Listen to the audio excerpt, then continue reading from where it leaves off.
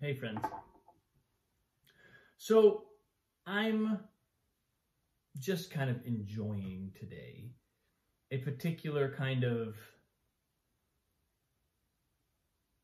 pattern, or it's almost like a part of the iOS of the universe as I observe it, which is that something that happened to me recently was my daughter was asked to play on an honors recital for the group class that she attends, which was awesome. And she was super proud. She was super happy, looking forward to it. She loves to perform. Nothing she loves more than being on stage. And so this is a violin recital. I don't know if I said that. But in the same email that they asked her to play, they also asked me if I would accompany the concert. And I was like, oh, okay. That gets my blood flowing. Most of it is pretty simple music and pretty straightforward. I've already played most of it with my daughter. I know it like the back of my hand. Could probably do it from memory. But then there are pieces, particularly in the kind of Baroque era, Vivaldi, Handel, Fiocco, and Baroque to classical, right? Like skewing into the classical era. And for whatever reason, that's music that I've always found harder to play than some other styles. And today, as I was practicing some of it, I was like, wait a minute. You know, all the music that I've ever learned to play well, I've ultimately gotten good at it by getting inside the thinking.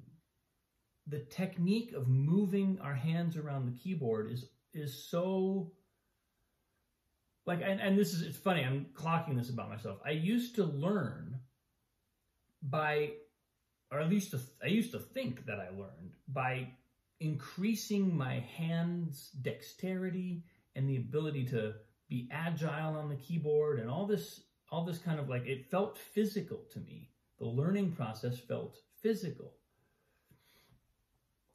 But at some point I realized, you know, there are things that I play when I'm just improvising that are way more complicated than pieces that I read and find very difficult.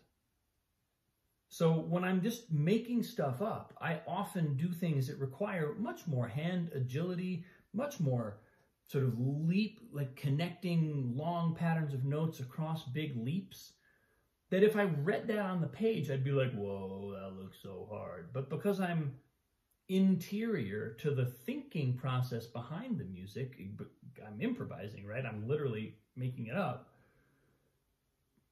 The technical aspect of it is easy.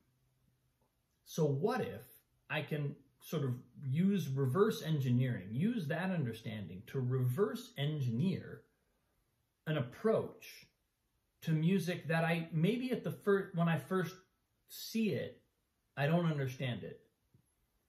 But I can learn to understand it. I can come to understand it, and I can start to see Baroque music the same way that I see Chopin, the same way that I see my own improvisational pop songs or whatever I happen to be playing, stuff that I find easy.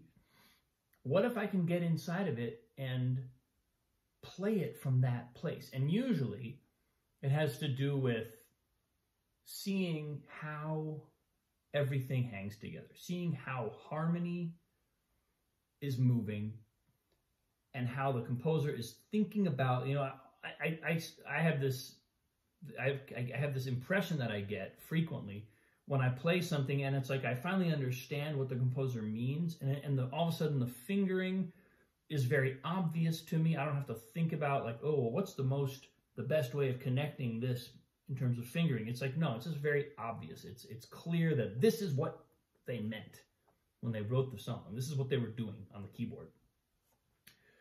And, or sometimes it could be the arranger, not necessarily the composer, but whoever put these notes down on the page, this is what their hand was doing. And it's almost like I get an impression of that. And when I get that, then all of a sudden I'm like, oh, okay, now I'm just interior to it. Now I'm making it up. Now even though I'm playing exactly what's written out on the page, I'm actually generating it from the inside because I understand what's going on here. And so I sort of gave myself that challenge today. I thought, hold on. This is feeling hard. And I don't think it should feel hard.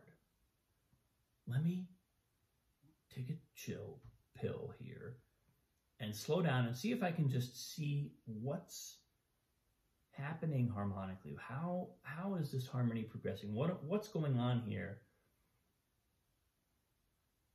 A lot of times it's filtering out what's kind of essential, like where the footsteps are, where the feet are hitting the ground to propel the body forward, and where it's just space that the foot is traveling, and you can't ignore it, but those parts aren't as important as where the foot actually strikes the ground again and starts propelling you forward.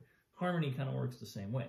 There's stuff that actually sort of creates the motion of the music, and then there's stuff that just kind of fills in the gaps, the spaces in between those points, and changing our sense of what is what and understanding what's what makes it so much easier to play. And so I had a little bit of that experience today. I had a little bit of the experience of being able to take something and just go, wait a minute. What if it's not what if I don't have to like hang on this thing and like work my technique to try and play all this seemingly difficult stuff? What if I can kick back and see what's happening and kind of feel physically, let my hand kind of settle into it's really the thinking. It's almost like thinking music through my hands. If I can do that for a piece that somebody else wrote, even for a piece that like might be a classical piece, it might feel kind of difficult. Well, all of a sudden, it changes everything. And not to mention, it probably sounds completely different. It probably actually sounds like, oh, somebody's playing the music. It's like they speak the language. I say this to my students sometimes, because we can all push the same buttons on the keyboard, but if we don't speak the language of the music that we're playing, it's not going to sound right. It's going to sound like somebody speaking with an accent or somebody speaking a language. It's like when you hear those like AI generated YouTube videos where the words are being said and the sentences are correct, but it's clear that this disembodied voice does not know what it is saying. It's just stringing words together. A little like that. And we don't want to sound like that. It's not fun to make music like that. So,